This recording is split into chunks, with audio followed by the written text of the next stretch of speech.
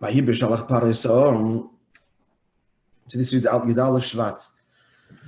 And then there was a Fabrengen Matzoi Shabbos. That was the big Yud Shvat Fabrengen. It was Matzoi Shabbos. So it was a Maamer there Friday night, Shabbos day, and Matzoi Shabbos. So Vayehi b'shalach parei sa'or. So Parei said to people, so Torah already says as follows: Parei hayim mishaleach im Yisrael pa'aros va'anofim,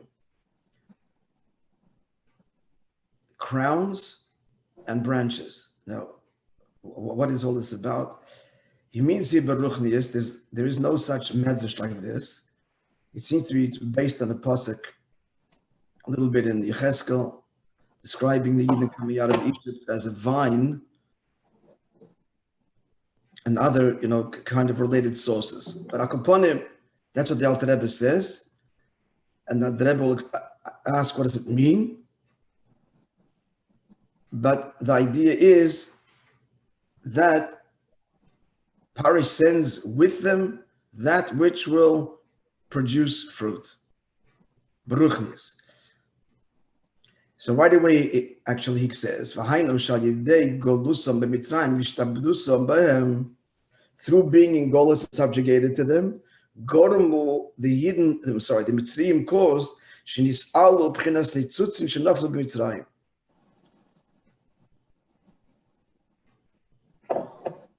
so this caused that they should elevate the sparks, fell in Mitzrayim, and the Yidden take them up and out with them. And that's what's meant by Parei sending these branches, to be explained further.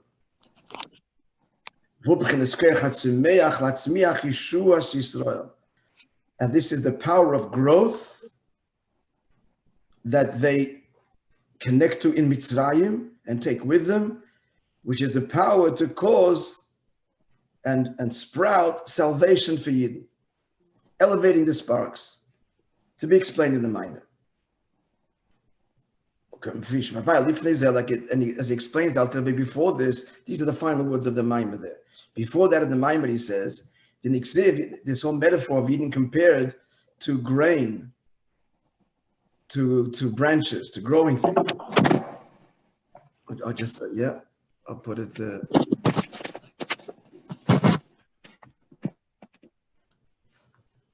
Okay, I'll just mute you. I'll mute yourself as you need. The Niksiv Kodesh Yisrael Hashem, Yidden are holy unto Hashem, Reishis Tvuosoi, the beginnings of his Tvu, of his grain. So this metaphor of Yidden being compared to grain or branches, to growing, to growth. Yisrael Nikrot Tvuos Hashem, Yidden are called the grain of Hashem, or the yield of Hashem. Like a person sows seed in order not to get the same as he planted, but in order to get an increase in growth from that which he plants. So the Eibusha planted Yidden, as it were, in the world, the neshamas in the world, in order to elicit, in order from this should grow tremendous growth. So this is what Golus Mitzrayim is. That's being planted in the earth. I seeded her, referring to Yidden in the earth. Like it says, this after the Parshas Shmois. Haboim Yashresh, days will come, Yashresh Yaakov that had been taken root in the world will then blossom and spread all over the world. Days are coming that which had been rooted will produce the bountiful harvest. Bottom line, going down to Mitzrayim, this is like planting in the ground, as in the Yashresh, the pasuk mentioned a moment ago, Shoydish root, like, for example, Shazadim Gad and Echad, a person will plant one seed, that through this will be the tzmicha, the growth, with great abundance. That's what the pasuk concludes there. days will come where Yaakov had been rooted, planted. Yotitzu parach, he will blossom or parach and flower. Al pnei tevel, on the face of the entire world, the universe. Okay, that's the outline. So Paro is sending these branches that grew dafka as a result of being in Mitzrayim, the elevation of the sparks, the whole idea of Hashem planting the neshama into the world, and so on. Clear? Okay.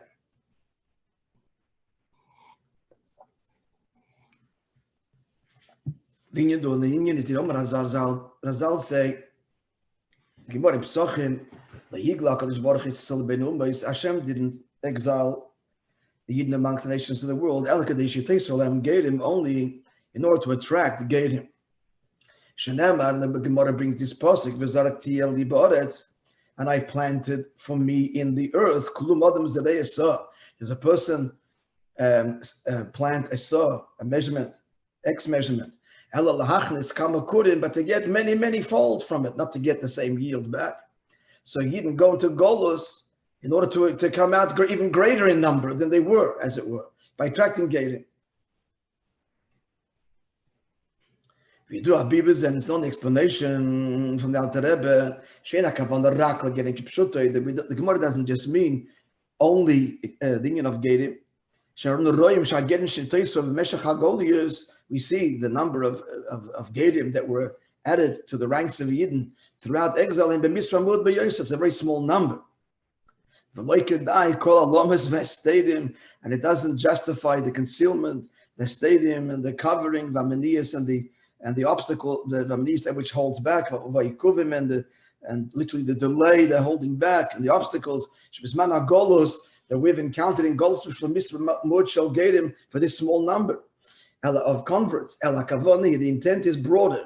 The nitzutz is akdusha, all the sparks of godliness that fell into the physical world. Which are found in all of the countries, Shisham Goli Silva Yidden were exiled. Yidden being then engaging their food and drink, and in commerce, and they use it all to serve Hashem. So what's the result of them? They refine and redeem the sparks. That's called Gedim. What's the connection? It's just like the Ger. The convert, even before, he doesn't become anything. He redeems what he was. He had all along the spark of a neshama. In brackets, you do idea, because it's not the dict that Rizal points out. No, it's the Chidah. The Chidah, Beloshen Chazal. That Chidah asks, the Loshen Chazal, Gershin is Gayed, wherever the context there is, a Ger, the converted, whatever the din there is. So the question is the language of Chazal. It should have been, Goyshin is Gayed. And a non-Jew converts, because before he converts, he's not a Ger, he's a Goy. It's a Goyish that becomes a Ger. Why is the Loshen Gershin is Gayed? The answer is because all along he was a Yid. And the process of Gir only reveals that. And that's the Nitzutz Kedusha that all along are in the world, ever present. And the job of the Yid is to elevate the access and to redeem them, liberate them. It says the well-known saying of the Rebbe brings, a Jew cannot give up his faith, his Jewishness. And a Goy can't become a Jew. So what about a convert? The teretz is, this is a Yiddish neshama that for divine reasons is born to non-Jewish parents. It's a very high neshama. It's a very high neshama that Dafka therefore is given the task to elevate very deep sparks that are embedded in the klippa, and then in the gear to elevate all those sparks, redeem its own identity, and with it the sparks that are part of its journey, it's part of its history. Like the of tshuva, about tshuva being higher than the tzaddik. Hello, but this spark was born into a non-Jewish body for a reason we just explained. By the Agedas, Nifta, Nitus, Menagolas, and the Gedas redeems and elevates the Nitzutz, the Neshama. So that's the general idea that the Gemara says that the Eibishter planted us in the world in order to elevate the sparks and achieve a yield that's much greater than the Neshama had L'mayla, or that Hashem has L'mayla. The degree of the Kus revealed L'mayla pales compared to the Likus that's revealed Dafka Lamata through the redemption of the Tzutzik Dosha. It's because of this all kavanah that we should try to gate him, as it were, Shem Tzutzik Kedusha. This is the sparks of holiness. Higlak, this Baruch, still ben umas. That's why we were exiled amongst the umas. If that's true of all exiles, Allah has come Golas Mitzrayim. How much more so Golas Mitzrayim? Not only is it the first Golas in time, it's the source of all subsequent exiles. All of the nations that we were in servitude to, Goliath, Nikra, Hashem Mitzrayim, all called Mitzrayim. The Maamer Chazal goes up to say Hashem Shemitzirim as you saw, because all Golos is about containing a Yid.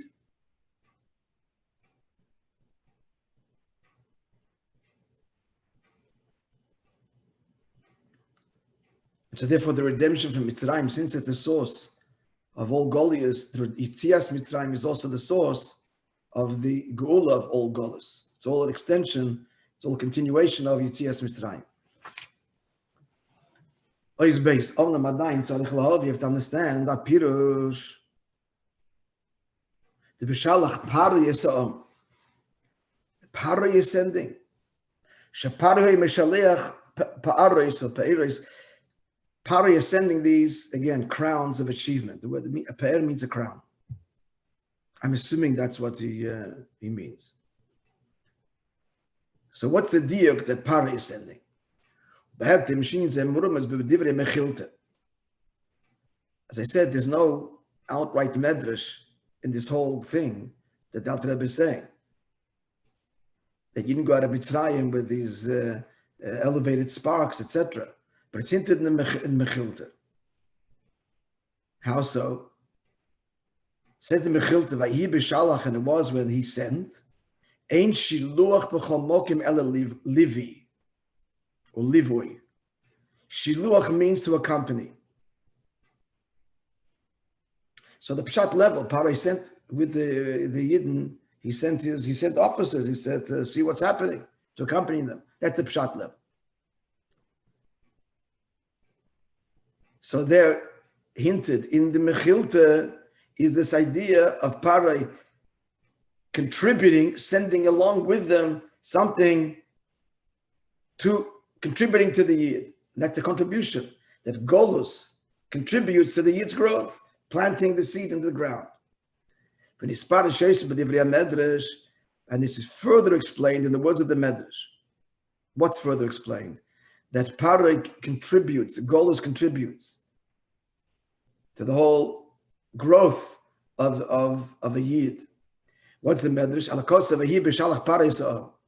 So the Medrash, this is a Medrash Rabbah, there's Mechilta and Medrash Rabbah. You will soon see this is significant, the source, which Medrash. So it says in Medrash Rabbah,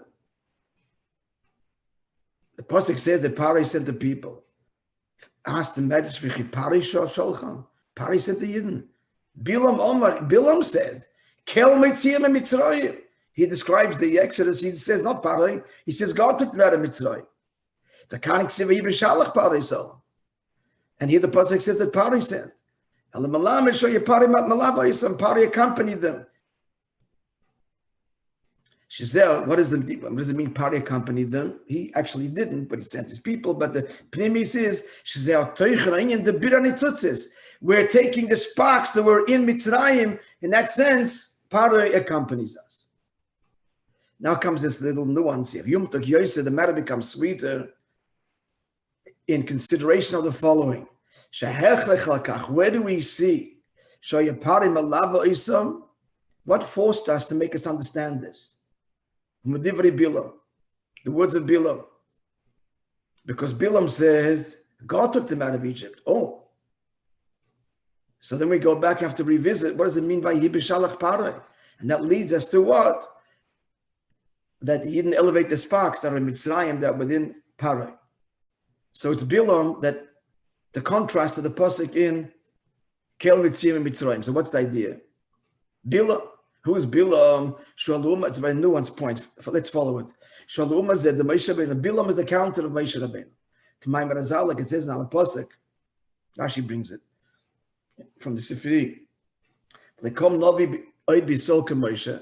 There never arose amongst Eden the prophet like Moshe, like that's in Eden there never arose such a prophet. It could have said Lekom Novi Moshe. No prophet ever arose like Moshe. The diak is Lekom Novi, Lekom Oid B'Yisrael Moshe, implying that for the non-Jews there was indeed. Come amongst the nations of the world, there was someone that arose of the stature of Moshe, Umanoy, and who is he? Bilam. So it's Bilam that is teaching us. Al inyan biranitzut is the parai. It's the counter of Moshe Rabbeinu that is pointing to that being in Golus Mitzrayim, Peils and Aliyah, parai comes with us in the sense that we take the nitzut kedusha that are in Mitzrayim and we elevate them, and they come from a very high place. The nitzut kedusha. Well, and they adds in the all right, so what's the point you're saying before we get to the square brackets? So it's what he's kind of saying is that it takes the counter image of Moshe Rabbeinu, the opposite of Moshe Rabbeinu, and Klippa to point that's Bilam he's the one that makes us realize the aliyah that happens, it's because of him, the contrast of what he said to. But the pasuk says to make us realize and appreciate what? The maila of being in Golus. Ostensibly, it's all negative, it's a punishment, whatever it is. But no, there's the maila of dafka, the growth and the elevation of the sparks there. So it's the counter of Moshe Rabbeinu that brings it to the fore. Divrei Bilam. Seems to be saying again, the Moshe Rabbeinu, the ultimate in Kedusha, the parallel, the ultimate in Klippa, brings out, and he's the parallel of Moshe, the Maila of, and why we're in the world of Klippa. It's to redeem its sparks. That's what he's saying. Should we know the pshat, friends? Happy to hear. Now comes another nuance in the square brackets. Where is this brought out? It's in the Medrash we just quoted, not so much in the Mechilta. The Mechilta just makes the point that what? The Mechilta said that B'shalach means accompanied. And the Medrash quotes Bilam and then brings out Bilam pointing to the contrast to Moshe Rabbeinu, which is this deeper understanding and compels us to the deeper understanding of the Maila of what? Of coming down Dafka into Golus. So why is it in the Medrash? In comparing Midrash, Mechilta is more Nigla to Halacha compared to Medrash. And what's Medrash? Most of the secrets of the Torah, most of the Alter Rebbe, are hidden in Medrash. So it's that from the Medrash Rabbah, not the Mechilta, which is like halachas relative to the Medrash. It's dafke in the Medrash that it brings out the Maila of what? Of more explicit, the Maila of Pari accompanying, which is what? The Bir of the Tzutzik Dusha.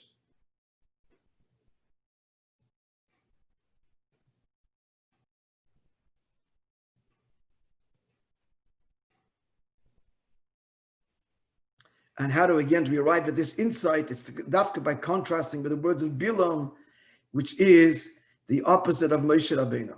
And what's the significance of that? It's the ultimate klippa, which means the source is the highest. He's the parallel to Moshe Rabbeinu. It's a little bit not 100% clear, so not for me, but I think this is the general idea. Again, open to your and anybody's insight.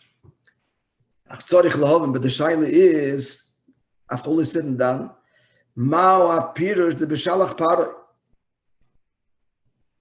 what does it mean that Parai said, Parai is sending, again, these crowns of achievement. The L'chaira, Hari Parai, he pronounced, I don't know God. What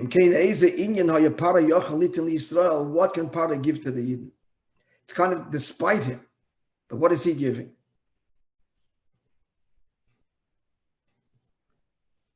The Alter continues there in the end of the Maamer in Torah, he says, the Parai Hikrev and Parai drew near, chasing after the Yidden. Vomber Razal, amazing statement in Medrash. Hikrev as Libam, he drew near. What did he draw near? He drew near the hearts of Yidden. Libam Sheisol Avim Shebeshamayim.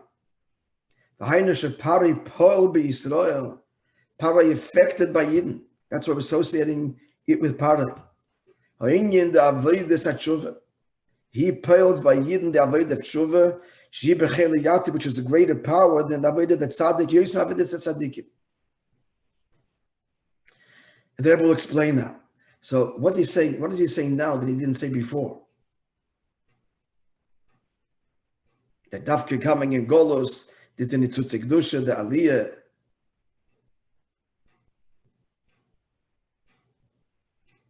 It seems that the nuance here is, it's not simply that Hashem comes down to the world and elevates the spark, so therefore that's the great yield, that's the growth. So it's despite the world, despite Mitzrayim, despite Parai. Here the nuance is not despite.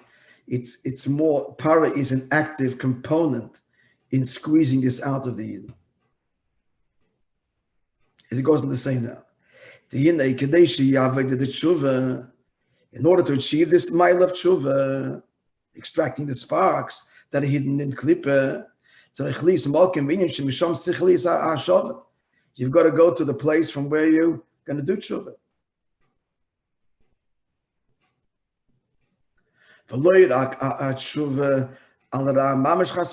We speak not only about tshuva for actual ra,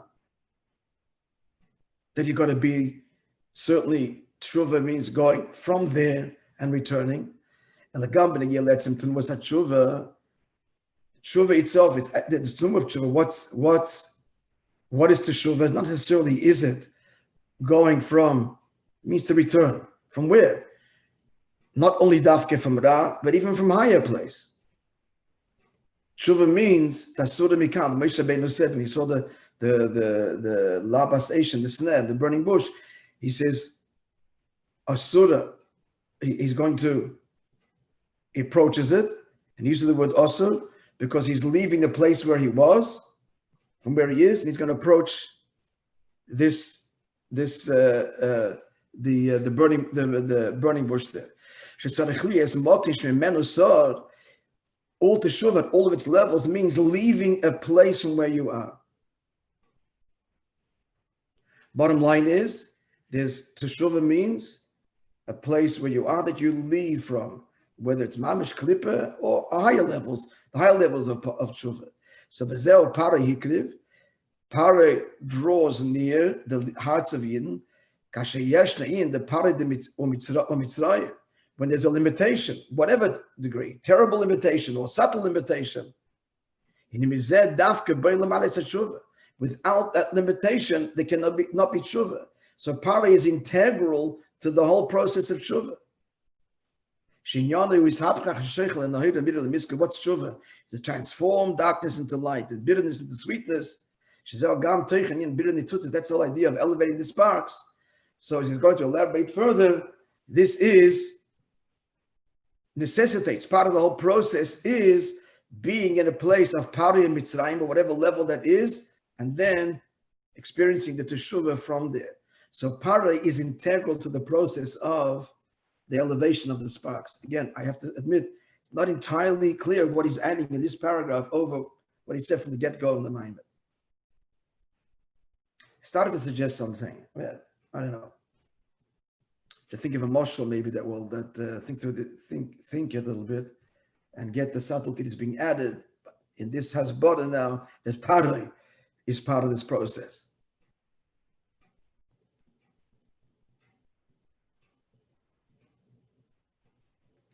Okay, tzarech in a little bit. We'll give it some thought, and I'll ask you to think about it too. Let's go a bit further. Yeah. To understand this is a big question. How do you transform darkness into light? Which we said that's the whole kavan. Darkness and light are two opposites. Especially according to the view that darkness, not just a lack of light, but it's a creation unto itself. This is a very interesting subject. The footnote 30 tells us, look at the footnote of the Rebbe, Sefer Amorim Tavshin Ches, page 239. So here it is. And the Rebbe says there in the Maamer that darkness is a creation. He brings in the footnote, there's two opinions, all the sources, whether darkness is the lack of light or it's a bria. And the emes is the second opinion. It's an actual creation.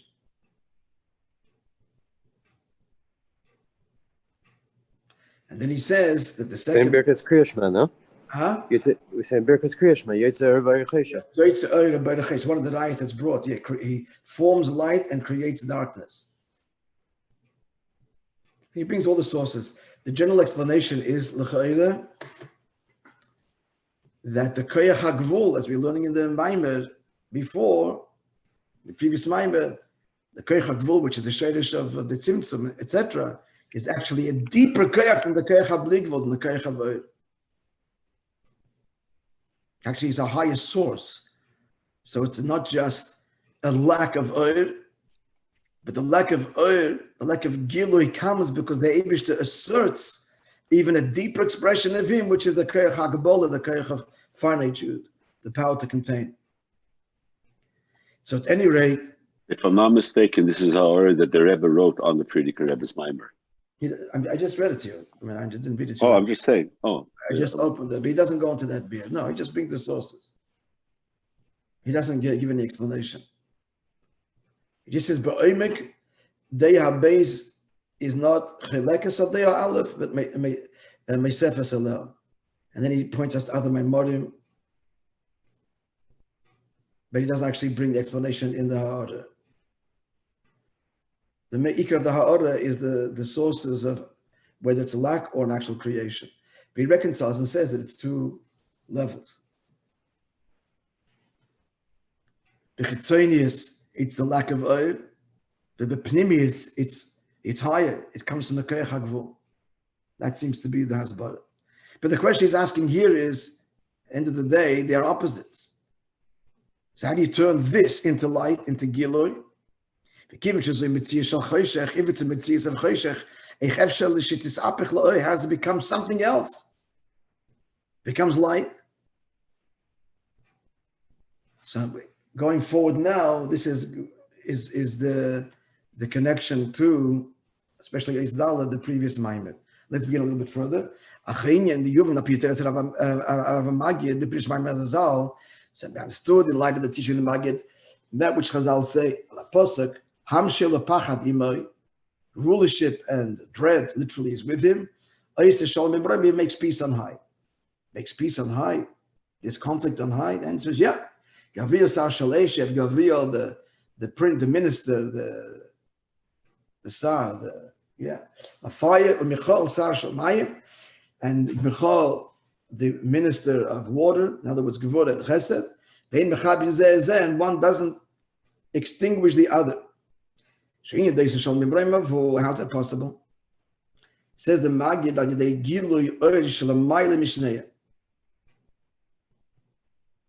through a gilui that's higher than both of them. And therefore they can be united. So that's the union of how you can mahapech cheshech to oid. Simple, not so simple language. Oid is koicha bli gvul, and cheshech is koicha gvul, and it's all him. If you say that's Musa, it's Shoresh, that it's all him, then the cheshech can be transformed into oid. What does it mean transformed into oid? What does it mean transformed into oid? It means that it's felt in the cheshech that it's all him, an expression of him. That's the gilui. It's a gilui of him, expression of Hashem. So it's gilui.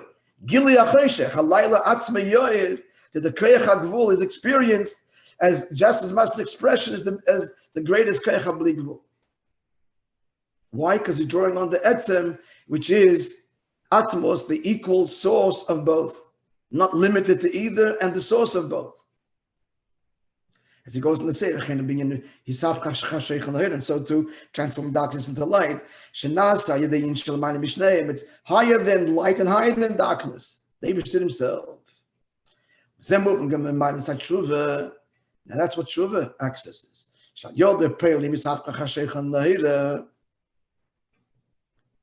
Through which the darkness, then in Nitzutze Kedusha, they became darkened and then embedded in Elam Hazan Klippa, becomes Kedusha. This is even higher than Torah Mitzvahs. Shaydei Torah Mitzvahs nimshach mugbal. Torah Mitzvahs draws down a relatively, it's infinite, but relative to Etzem, it's limited. What's the limitation of Eira Bli Gvul? Limitation is there is no connection to Gvul. That's just limitation.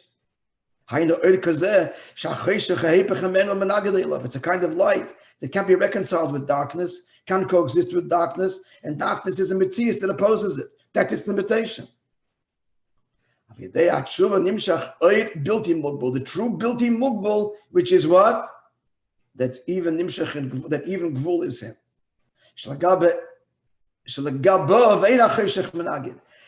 Relative to this of this atmistic level, this is the true bilti mugbal, not the classic infinite, which is not finite and incompatible with finite, but the true bilti mugbal that can be expressed, which is the Eibishter even in gvul, then cheshech.